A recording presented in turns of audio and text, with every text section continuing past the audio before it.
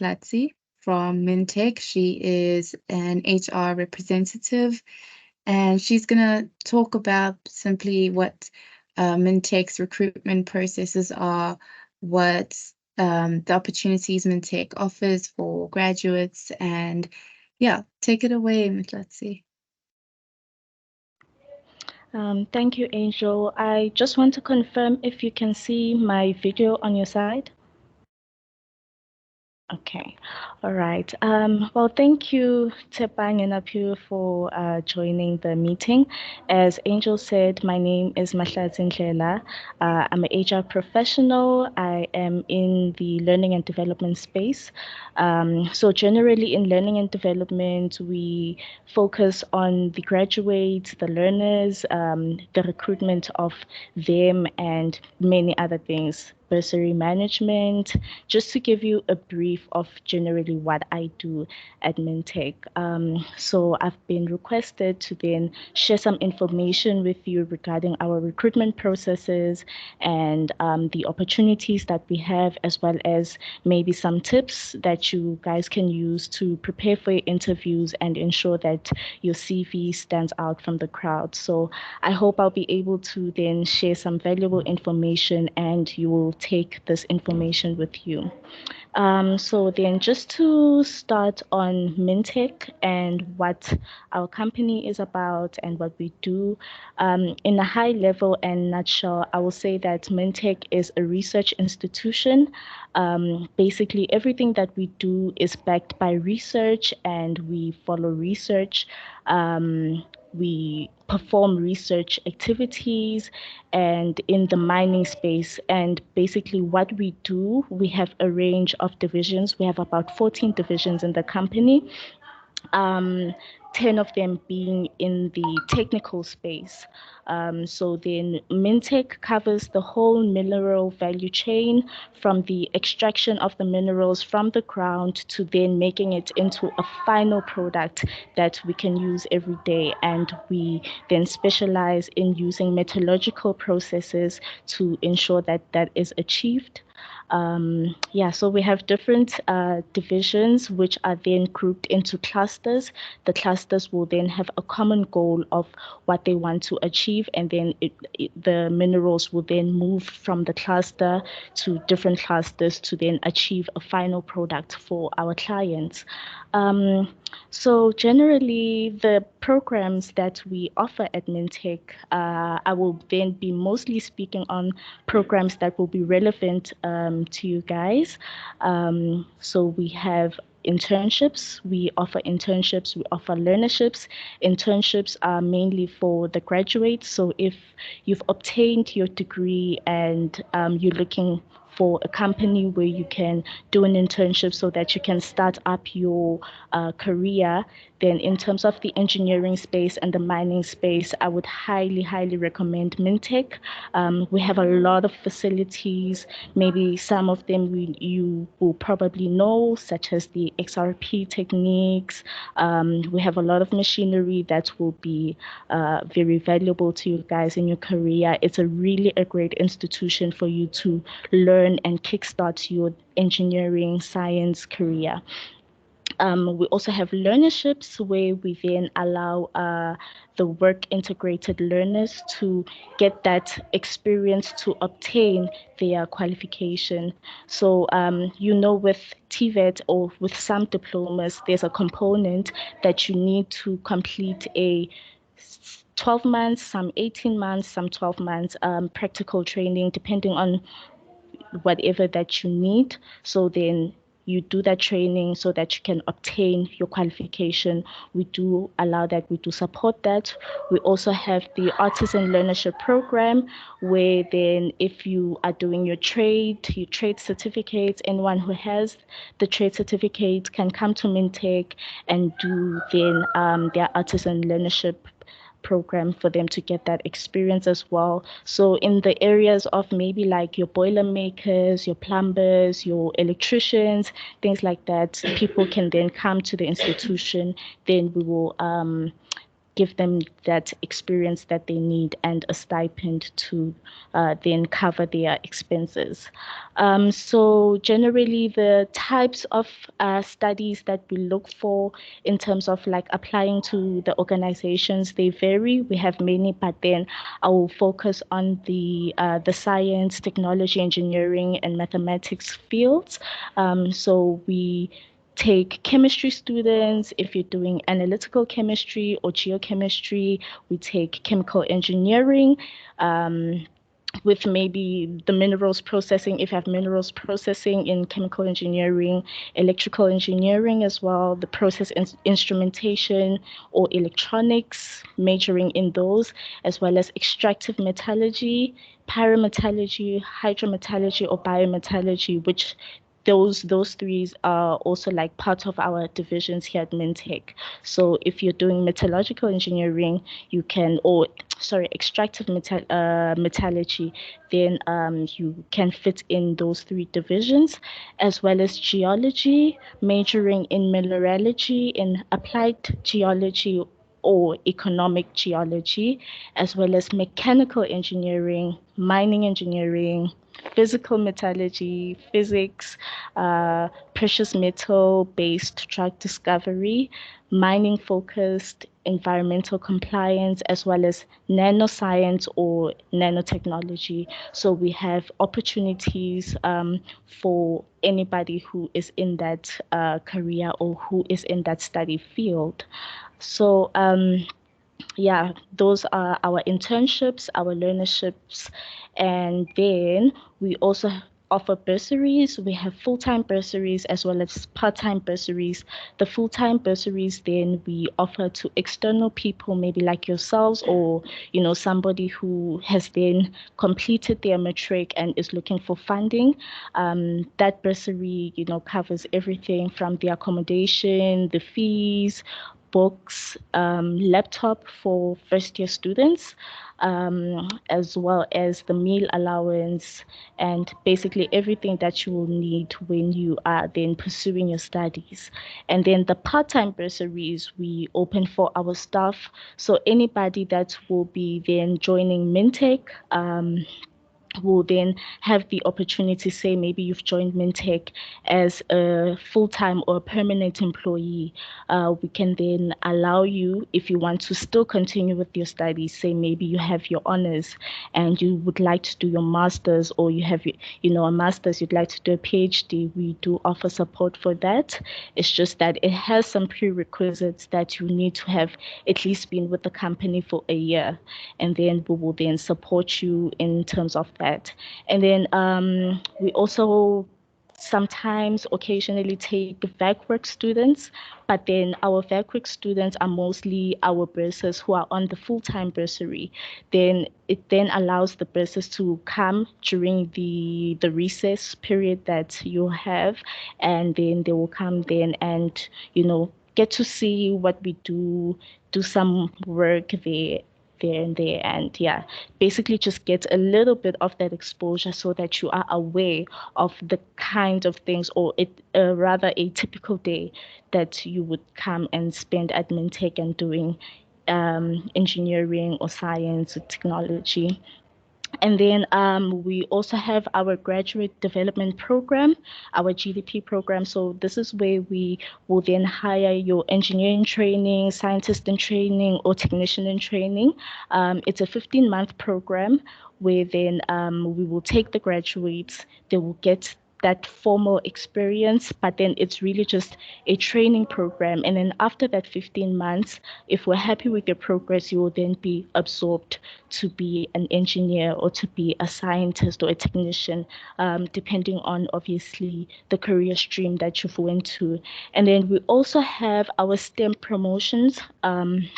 Our STEM promotion basically is our career expos, us going to universities and, schools to then, tell people about Mintek, the kinds of careers that you do, and, yeah, basically just spreading the word about Mintek, and if we have any vacancies open and, what we do, we then share all of that information for people. We also do our site tours. We open them for mainly universities and high schools for pupils to come to Mintek. It would be arranged with somebody maybe from your institution to say that we have a class of maybe chemical engineering students and we'd like for them to come and see your facilities at Mintek.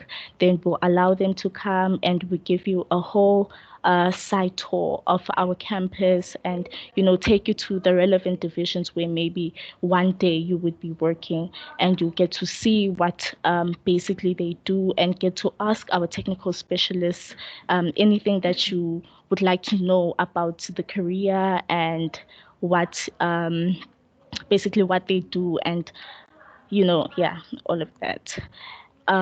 So basically, okay, I've spoken about the bursary. Basically, for our graduate programs and the internships and the learnerships, sometimes Mintek, we don't work alone. We are governed by our CETA. So then if maybe you don't get lucky with Mintek, say you apply directly to Mintek, you can also apply with the Department of Science and Technology, as well as the Mining Qualifications Authority, which is the CETA for mining.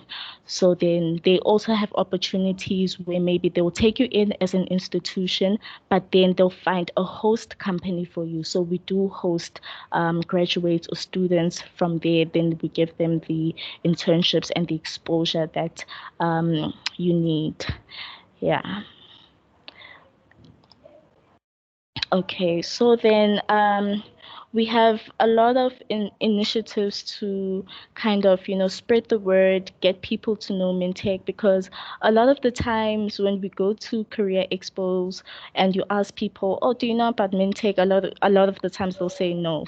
So we would really just also like to get our image there, people knowing about Mintek. So if you know anybody who is maybe in the engineering space, who is covering the fields that I had listed earlier, to get into Mintek, you can refer them to us. You can refer them to Mintek. You can check our career site on www.mintech.co.za to see the available opportunities.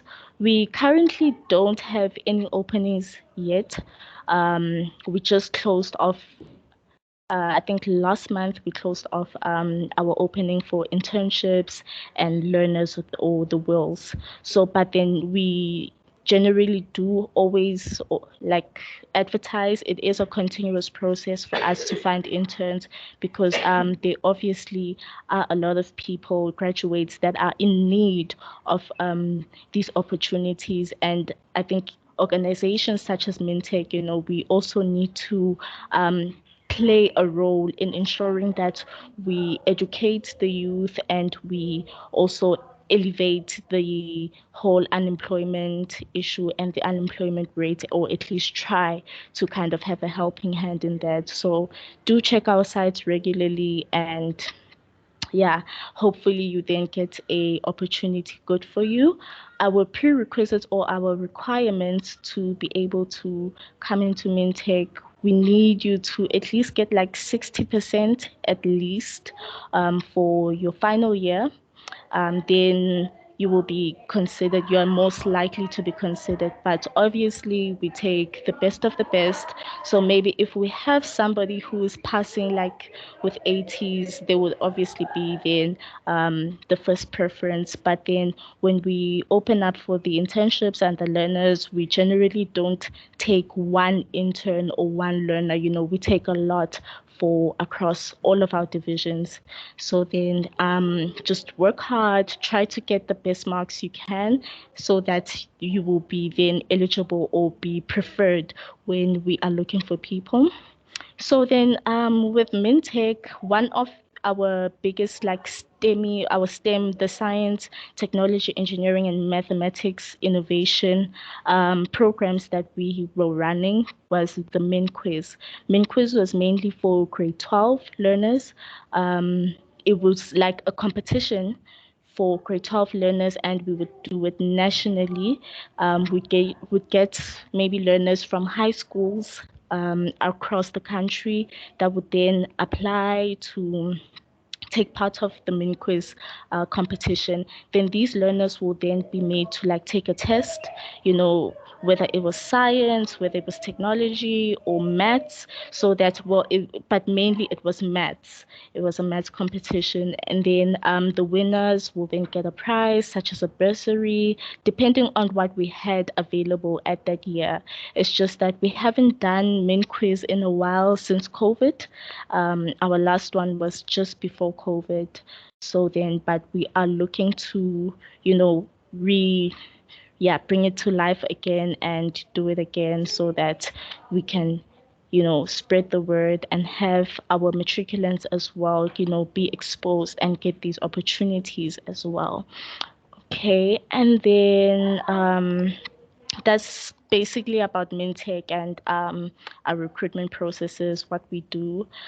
So I also prepared, some tips for you, maybe when you are going to an interview, the things that you kind of need to prepare and, do so that you can be good for the interview and that you can stand out maybe from other candidates. So obviously before when you get that call that you've been successful for an interview, you need to prepare. You need to prepare. So by preparation I mean obviously you need to know your technical work, what you are doing. Maybe for an internship, try to take maybe your last year textbook, in whatever, and look through your notes, know your technical work, and you need to know it off by heart because, any question can arise really at the interview. But if you are then studying your qualification and you know why you're doing what you're doing and you're actually passionate, it then, you just flow. It goes easily. So that is the main and the most important thing, right? But then we do, however, understand that it is a training program. We don't expect you to just know everything, but at least then have good knowledge of your field and what you're studying so that when the technical questions arise, you'll be able to answer them fluently. And then also the thing that you need to do is research about the company. Take time to look through their site, know what they do, just at a high level at least, and then try to see where you could fit in that company and the culture that they have and the divisions that maybe you'd like to be working in if maybe they do list those. So but then on our side we do give like a detailed explanation of what each division does. So yes, understand the company and then also get the travel information in time. If you don't know where you're going, look up on Google, maybe on Google Maps to see how far is it from you, how can you get a taxi there if you're traveling by taxi. But if you're driving or requesting, then just ensure that you have the address in time and then you arrive in time for your interview. Right. And then during the interview, obviously you'll be asked questions. Try to stay calm. I know it sounds like it's impossible, and obviously the interview process is a bit, it's stressful, but try to stay calm. And when you are calm, then that's when you can kind of let yourself shine in the interview. You know, you you really just, yeah, sometimes when you're nervous, you just even black out. So I don't know how, maybe try tactics to keep yourself calm and give yourself time as well to answer the questions. um okay, and then make sure that maybe there aren't any distractions. Try to switch off your phone, put it on silent so that there aren't any distractions during your interview. And when you are doing the interview, as much as we kind of want to get to know you, also show interest in get wanting to get to know the company and the kind of environment that you would potentially be working in. So, ask questions, at least try to prepare one or two questions. ask questions about the company, ask questions that you think would affect you should you then get the role. You know, yeah, don't just when they give you that, do you have any questions for us? Try not to say no, because then it seems like you're not interested in the company, and obviously when you come to the interview, you won't know everything maybe about Mintek. Right. And then the kinds of interviews we do at Mintek generally, it's either we'll do them on Microsoft Teams like this, or we'll do them face to face. So with online TV, sorry, with the online interview, just ensure that you have the connectivity. If you're having load shedding, try to at least make other plans. Maybe you can't do the interview at home, but maybe on campus you have good Wi-Fi, you can get to sit somewhere where it's quiet, maybe in a empty lecture hall, for example. Try to charge your phone or charge your laptop, whatever device that you're using, ensure that you at least try to ensure that there aren't any technical difficulties, because sometimes it really will count against you. We do understand that, there are things like this load shedding, sometimes you don't have data. If you're having problems, at least then try to let the interviewer know or the recruiter know that, listen, I'm going to have a challenge, I'm going to be late for the interview, or this is what's happening, so that we at least know. Because if that happens, it then seems like to the panel that you didn't prepare yourself, and you also it didn't matter to you that much for you to go the extra length to ensure that your interview is then done, smoothly. And then with the face-to-face interview, try to make a good impression. So when you come, arrive on time, try to maybe at least arrive 15 minutes earlier than the interview, so that they see you are punctual, and, make a good impression with the way that you're dressed. Dress formally. I highly recommend that you at least try to dress formally or smart casual if you're not a formal person. But then again, when you come, you need to shine as a person, and we need to see you, because that's what we're interested in, and obviously the skills that you bring to the table. So, with the most common interview questions, I think I can just share a few that we like to maybe ask here at Mintek. So, the first one is generally the tell us about yourself. You need to know that, you need to be self-aware of yourself, at least have like some sort of what can I say, a template or a set paragraph that you will then always share at interviews with. Tell us about yourself, include your qualifications, include your interest, where you studied, and the specific degree or qualification that you are doing. And yeah, and then as well, the one that we use for interns a lot is, why did you choose the career or the study field that you are doing? So then you obviously need to have an answer. Basically, then we just need to see if, are you actually interested in what you're doing, or are you just studying for the sake of studying? But then, yeah. And then obviously your strengths and weaknesses. What are your strengths? What are your weaknesses? It goes back to being self-aware. You need to know yourself and the type of person that you are. And everybody has weaknesses. So when we ask you for your weaknesses, it's not really to kind of catch you out to say, oh, you're bad at this, but rather to see that, do you know yourself? Do you know you? And, when you give the weaknesses, list them, and, don't be shy, but also say what you would be doing to kind of improve those weaknesses and work on those weaknesses to, be better. And then, yeah, where do you see yourself in 5 years? So yeah, maybe in the future, have a short-term, medium-term, long-term goals. It also goes back to self-awareness, like, do you know what you want for yourself in the future? And we ask there to try and see if maybe can we kind of fit in that future as an organization.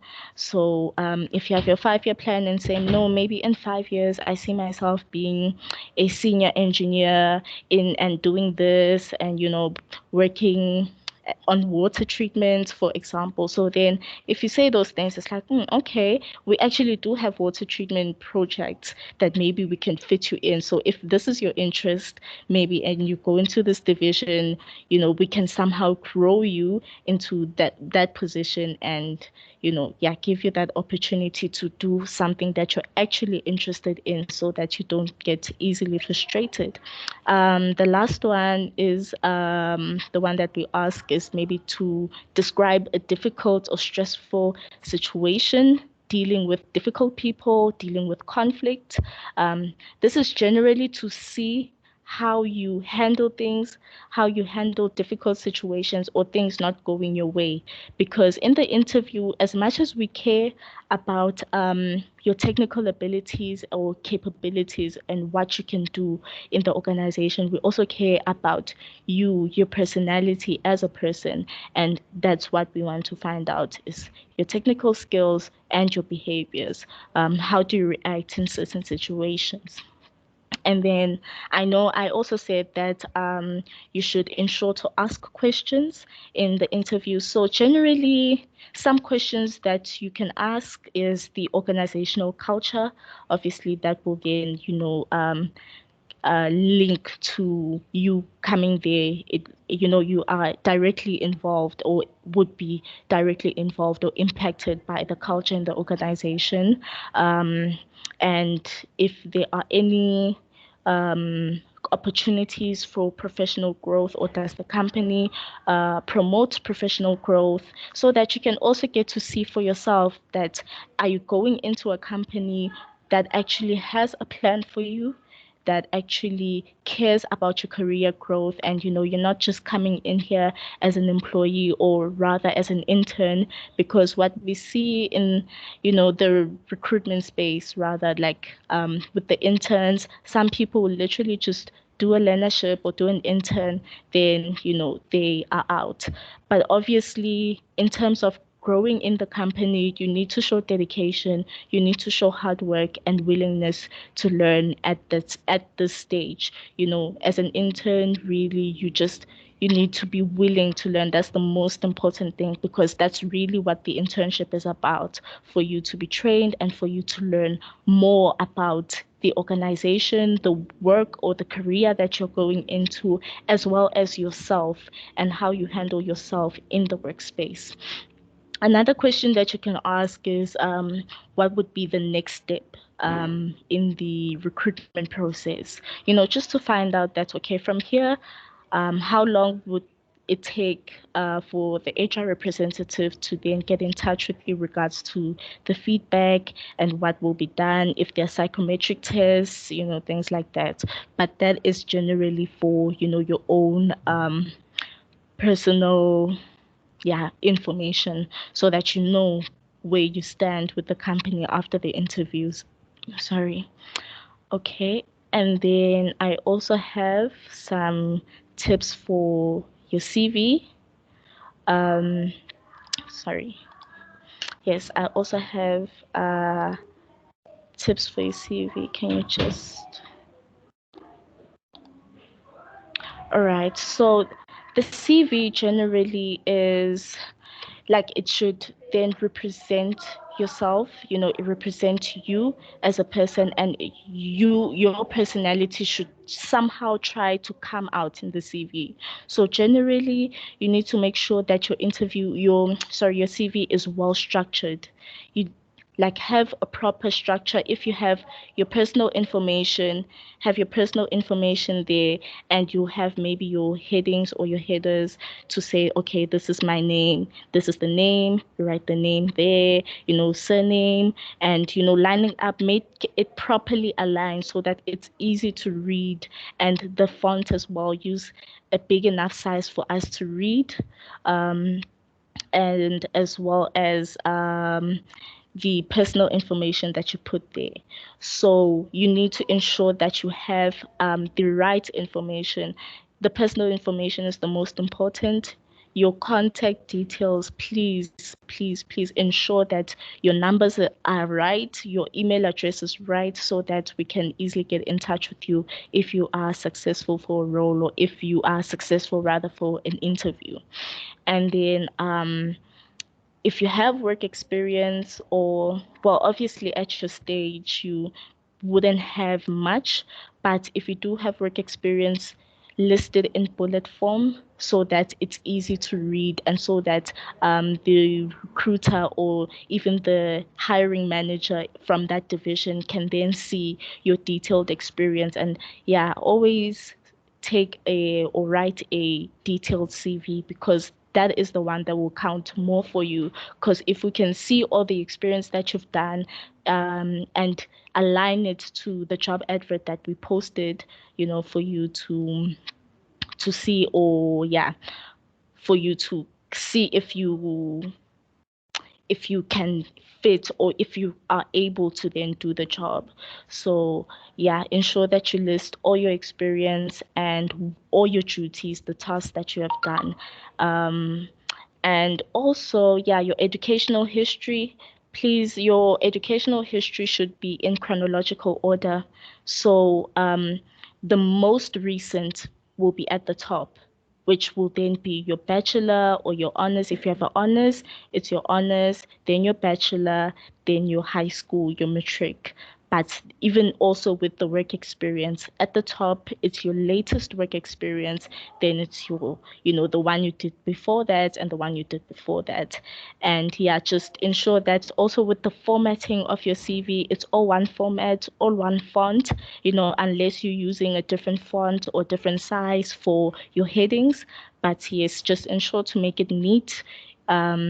Yeah, and add some life to it. If you don't want it to be dull, you can add a bit of color, but also keep in mind that it is a professional document. So even if you add the color, don't add like funky colors, try to just keep it as professional as you can. Um, yeah, and generally also maybe list your relevant skills, so maybe if you have skills outside of maybe your the work that you should be doing. Interpersonal skills could be one, time management, attention to detail, like that will then also sell you, and then it gives us an idea of like, okay, I wonder, this person, they say they have good time management skills, they're probably punctual. We try to then get a feel of you, but obviously we will get to know you a bit more when we see you at the interview. But with the CV, for us to even select you and say, okay, we want to see this person for an interview, you need to give us an impression of yourself that this person knows their work, and this person is also just reliable and would be a reliable person in the workspace. They will arrive in time, they will double check their work, before submitting and all of that. So list the skills. If you have any achievements that you have, your golden key, put it in your CV. If you've attended conferences, any professional certificates that you've received, any trainings that you've done, if you have publications. I know in the technical space or in the engineering space, what we do value somebody that has publications or journal papers, and mostly if they have a high impact factor. So, if you have any of those, list them, and also, the referencing style that you should use. I think on your CV, you choose whether you want to use APA or whichever style that you want to use for your referencing, but then, ensure that it also is in sync with the rest of your CV in terms of the format and the font size and all of that. Yeah, so I think I've said a mouthful. Um, yeah, yeah, thank you. Thank you so much. I think majority of us will find what you shared really helpful. I think we can take questions right now. Okay. So if Okay. you guys have any questions, you can unmute yourself. And I see Samkelo, he's asking a question. Mhm. So He says, hello, Mahlatse. Do you guys do psychometric tests? If yes, is it after or before the interview? If after the interview, can the offer be withdrawn because I do not do well on the test, but I passed the interview? Okay. Hi, Samgelo. So yes, we do psychometric tests, and we do them after the interview. So we don't necessarily withdraw the offer because once you are done with the interview, if you are required to complete the psychometric test, it will be then after the interview, so we wouldn't have given you an offer yet.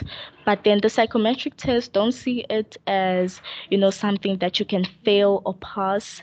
It's not that. It's just generally us trying to get to know you as a person, and how you behave, and how you work. There's different types of psychometric tests to measure different types of qualities in you.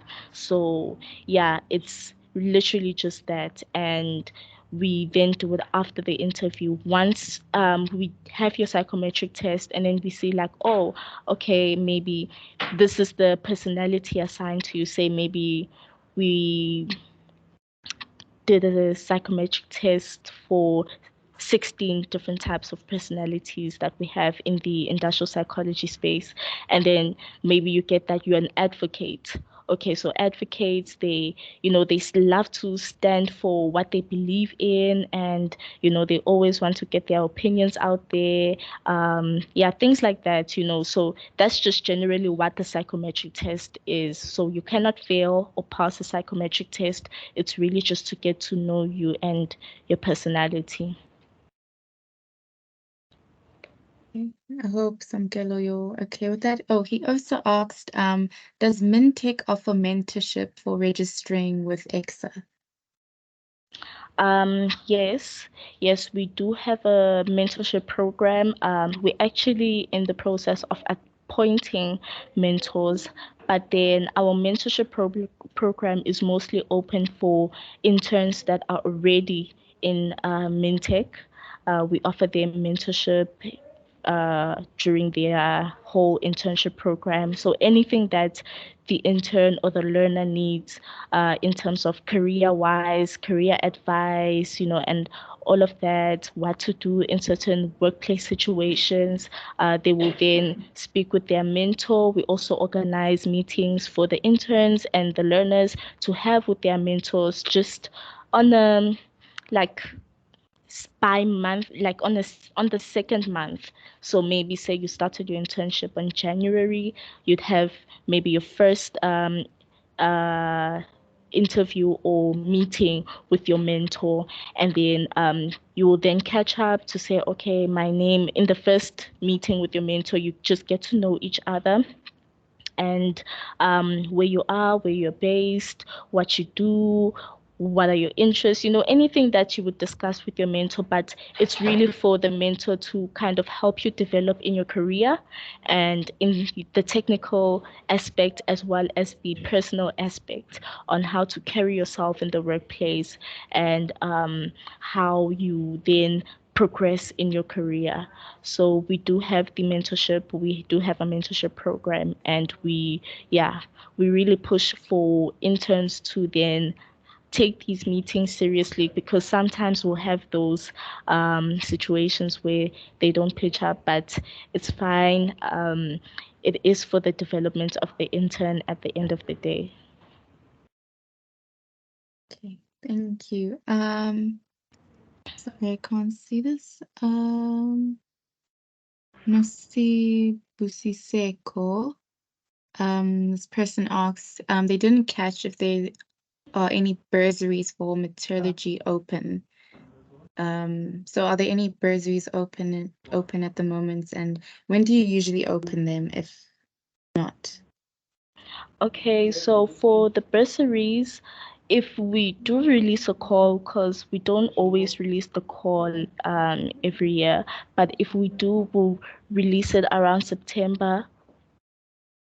around September, November, because that is when you will then be applying for your studies and all of that.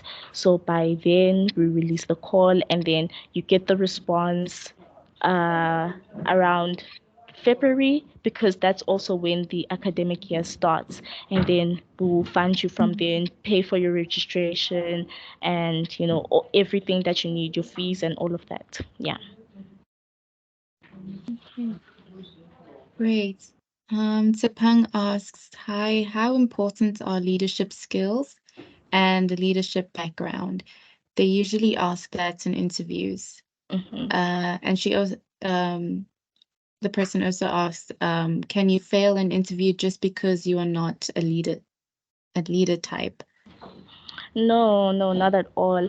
I mean, I think we do realize that we are different as people. There are some people that are literally born leaders and they always want to be leading in any aspect that they do. And there are some people that, would rather prefer to take the back seat, but that doesn't mean that you are any less of a good candidate.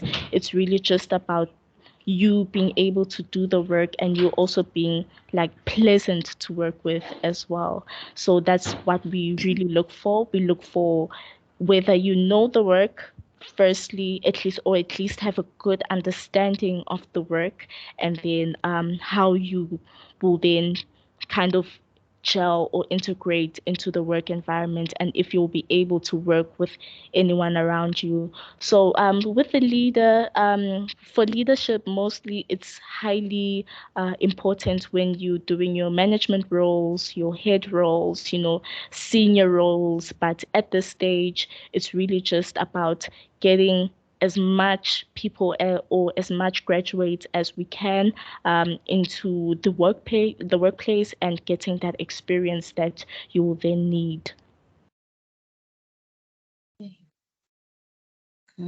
Great. And Tando asks, hello, Mahlatse.